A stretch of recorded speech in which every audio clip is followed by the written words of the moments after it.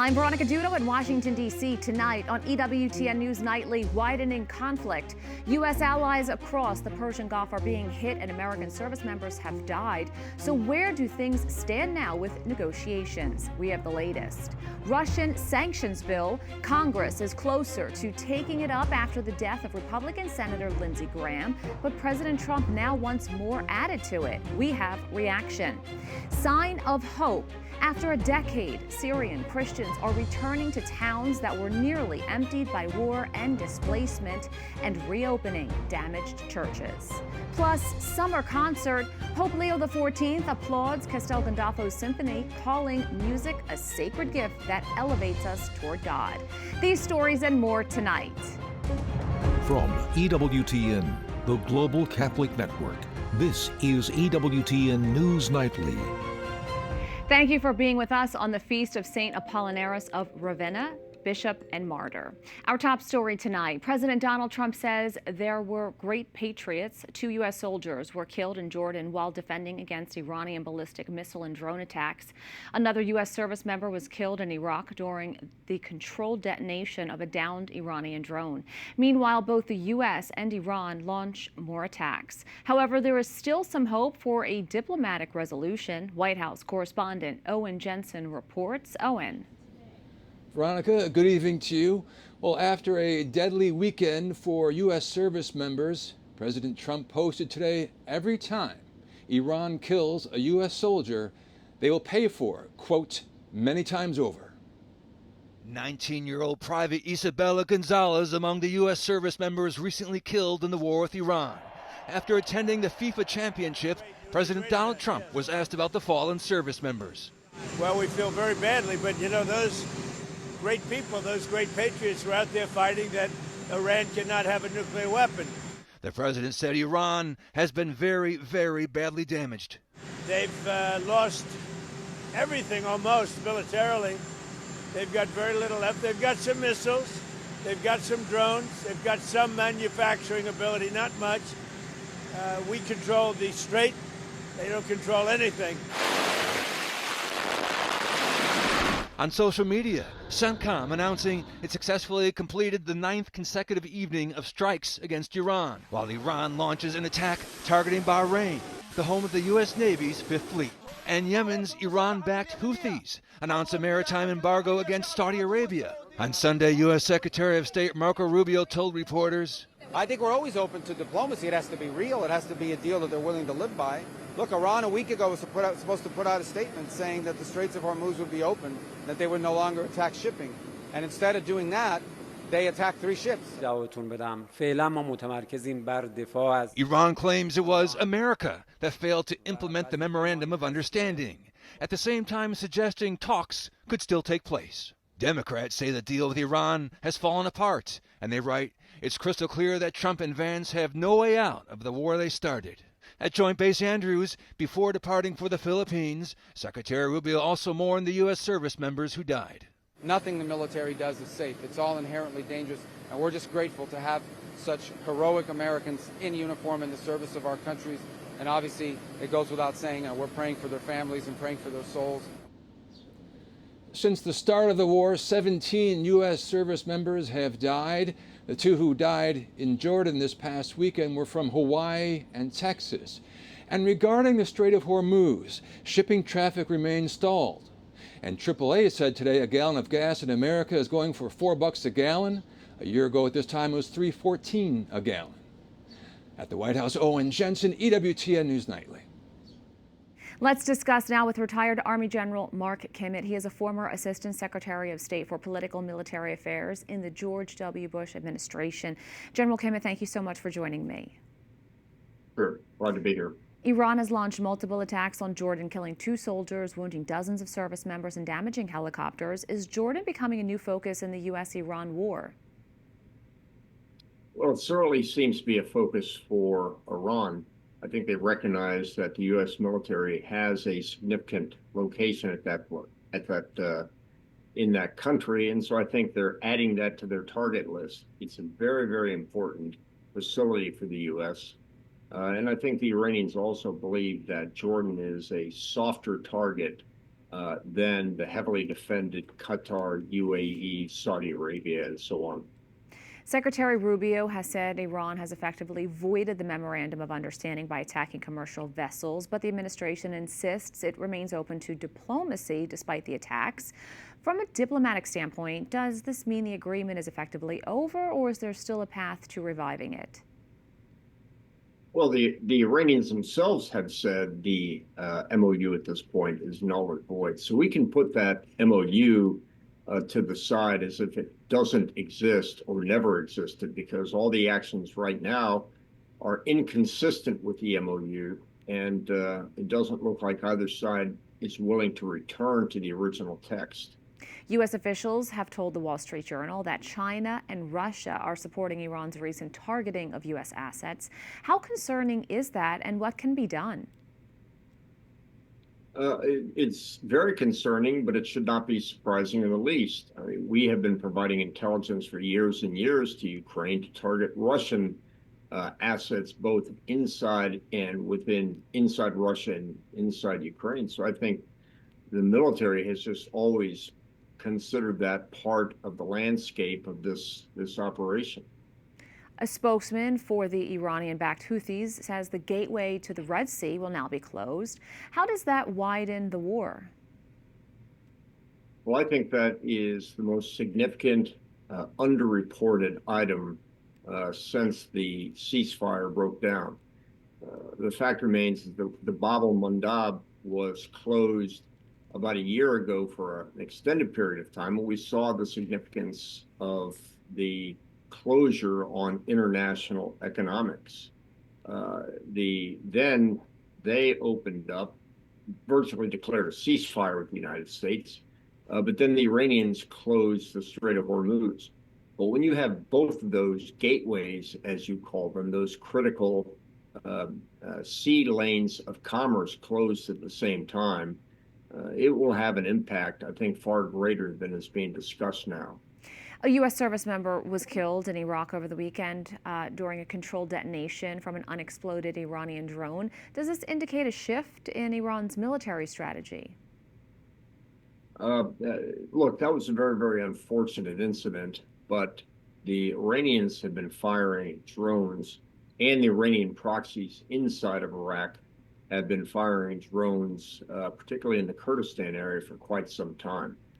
It is tragic that as part of a controlled detonation of a drone that did not go off, that an American soldier was killed, but I don't necessarily believe that that indicates at all any change or shift in what's happening on the ground.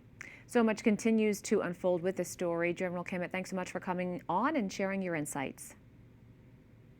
Thank you for having me.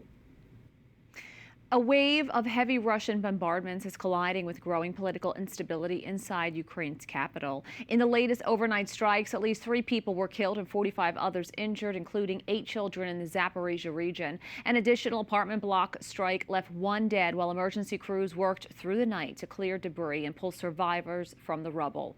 The Ukrainian Air Force reports Moscow unleashed a barrage of 41 missiles and 125 drones. Officials say the scale of the damage heavily underscores Ukraine's critical shortage of Patriot air defense systems as Russia continues to target civilian areas and energy infrastructure. But the challenges aren't just on the front lines. For a 4th straight day, thousands of protesters have gathered in Kyiv. They are voicing opposition to President Zelensky's sudden government reshuffle and demand the removal of the military's top commander. Momentum is building in Congress to pass a bipartisan sanctions package aimed at increasing economic pressure on Russia over its continuing war in Ukraine. The bill would represent the most significant expansion of U.S. sanctions against the Kremlin since the war began. Now the White House is signaling the legislation should also include sanctions targeting Iran. Let's check in with Capitol Hill correspondent Eric Rosales. Eric, what are lawmakers thinking about this? Well, good evening, Veronica. You know, that really depends on which side of the aisle you ask. The bill would bring heavy sanctions against Russia, which has been stalled for months, even though it had strong bipartisan support in both the House and the Senate. Now, the measure was the brainchild of the late Republican Senator Lindsey Graham, and he wanted to make it one of his last priorities and get it across the finish line. And his death last week has renewed those efforts. Democrat Senator Richard Blumenthal says right now there are about 62 co-sponsors, and that number is growing.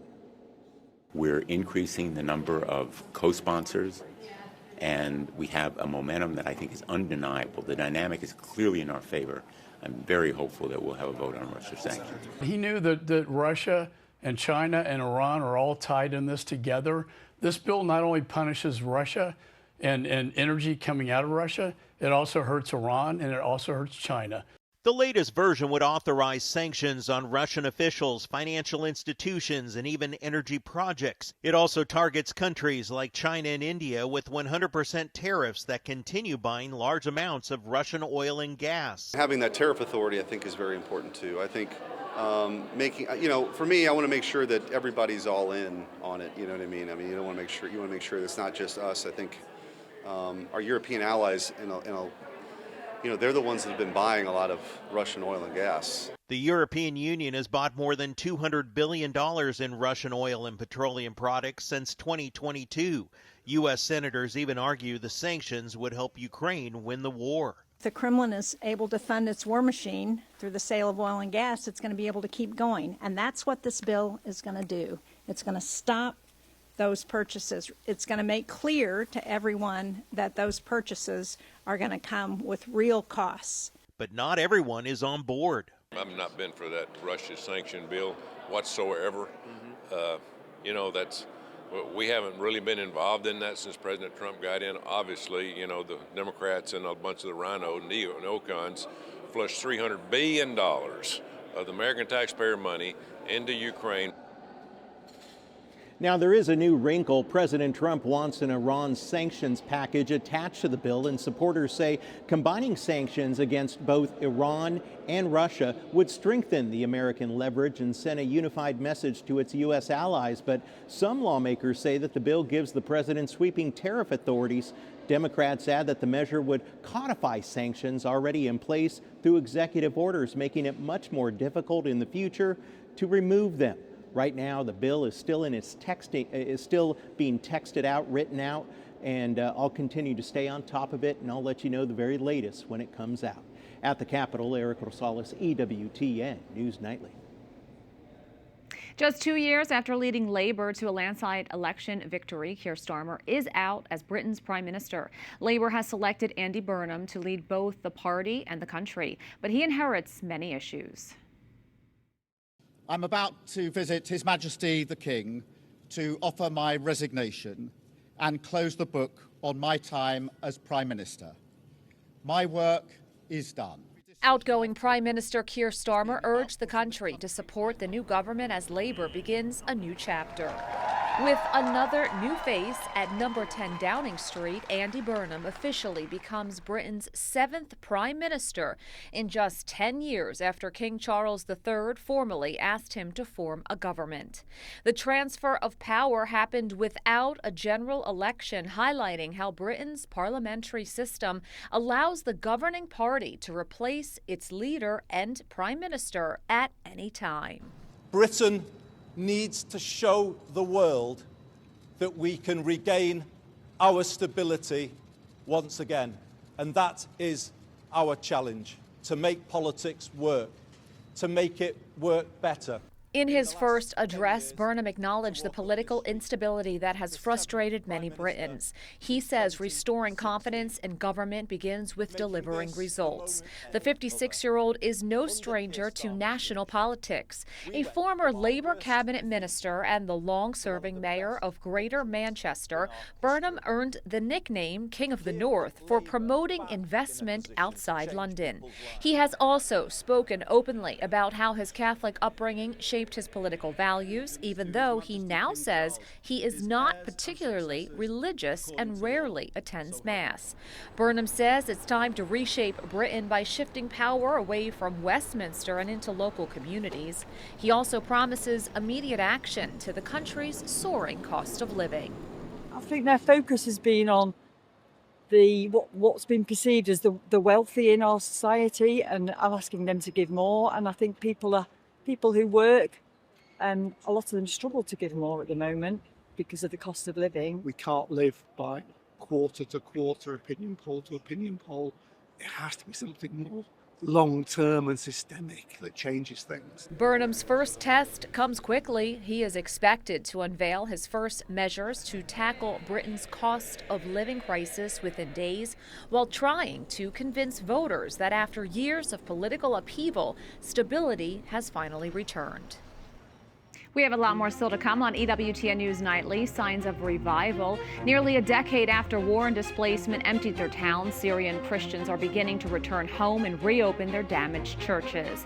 Plus, driven by faith, Catholic forward Ferrán Torres nets the dramatic extra-time winner to seal Spain's historic World Cup victory, unleashing an unforgettable celebration.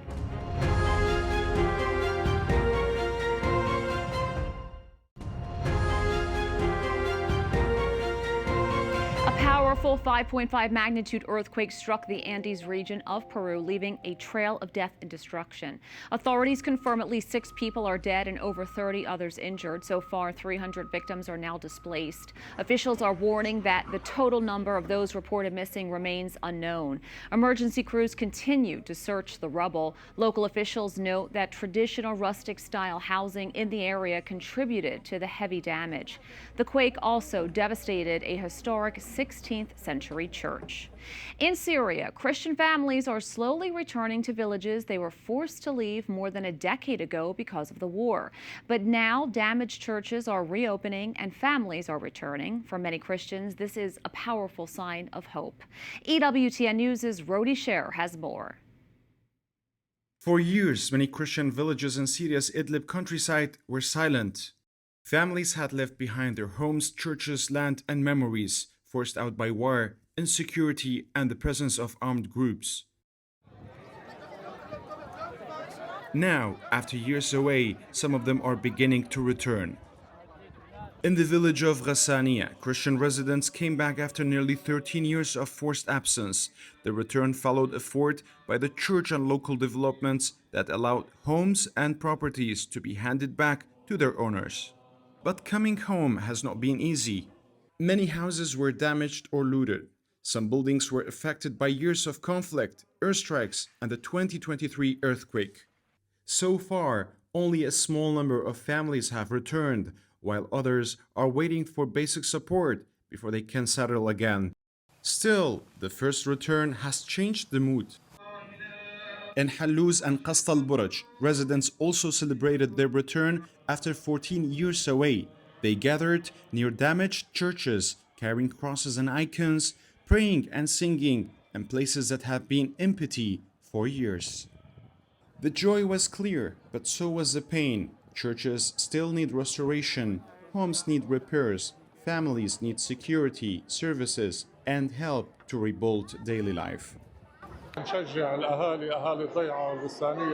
For local church leaders, the return is not only about buildings, it's about bringing life back to communities that have deep Christian roots in this land.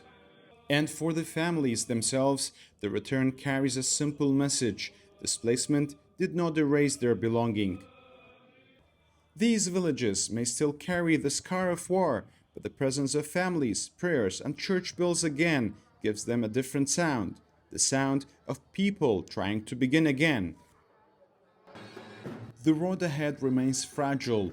A full return will take time, support, and stability. But for Christians in Ghassaniya, Angelus, and Qasr al-Burj, even these first steps matter.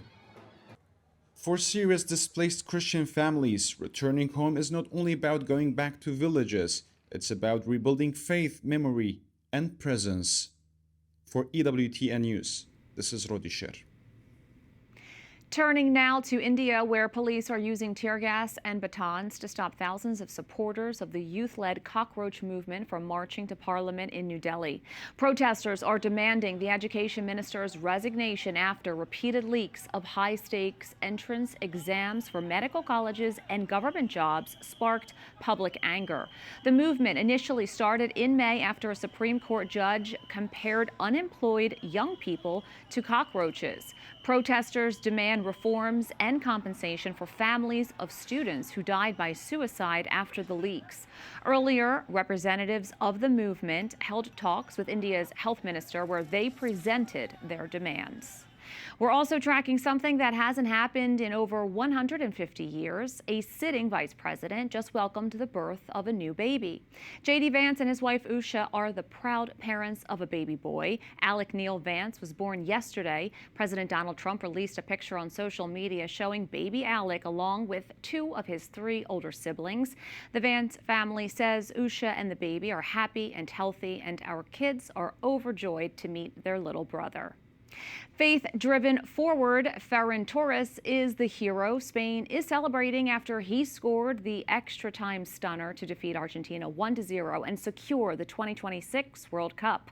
The final whistle triggered many festivities as thousands of fans packed into the streets of Madrid, singing and dancing into the early morning hours. Following their big win, La Roja is finally back home. The world champions have landed in Madrid, experiencing a royal welcome, a bus parade, and a massive outdoor celebration.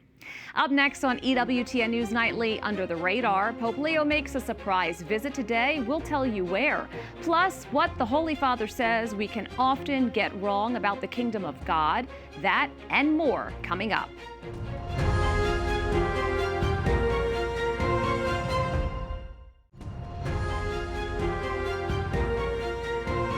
This morning, Pope Leo XIV left Castel Gandolfo to make a surprise visit. The Holy Father made a private visit to the Abbey of Monte Cassino, where St. Benedict is buried. While at the Abbey, Pope Leo ate lunch with the Benedictine community and prayed for peace at the tomb of the great saint. The Abbey of Monte Cassino was founded by St. Benedict in Italy in 529 A.D. At his weekly Angelus, Pope Leo reminds us all that the kingdom of God doesn't always reveal itself like we think it would. Immaginiamo un Dio forte, potente. We imagine a strong and powerful God, and unfortunately, we also model our way of being Christians and way of being the church on this image. However, the kingdom of God spreads even amidst the weeds, requiring us to train our vision so we can discern the good that sprouts despite the darkness of evil and avoiding rash judgments. The night before he delivered his Angelus, Pope Leo praised the importance of beauty at a concert in his honor. EWTN News' Brian Schumacher reports from Rome.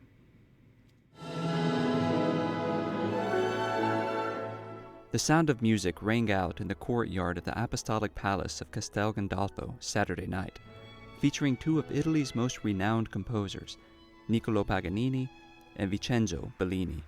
The Holy Father was impressed. First of all, a huge thank you to the artists, and deserve another round of applause. Truly amazing. Thank you. Thank you. The concert was organized by the Diocese of Albano, celebrating the return of the Pope to the lakeside town. Pope Leo was staying in Castel Gandolfo for most of July, renewing a papal tradition that was suspended during the pontificate of Pope Francis. The music wasn't just for the sake of entertainment. In a brief address to the audience afterward, the Holy Father said that in a time riddled with problems such as war and violence, it's important to experience beautiful things together.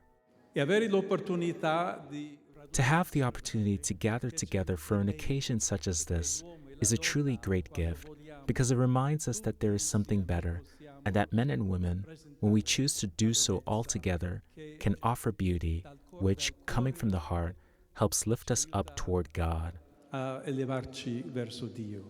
This was Pope Leo's second public appearance at Castel Gandolfo outside of his weekly Angelus. The first was his lunch with the poor on July 11th. In Rome, Brian Schumacher, EWTN News Nightly.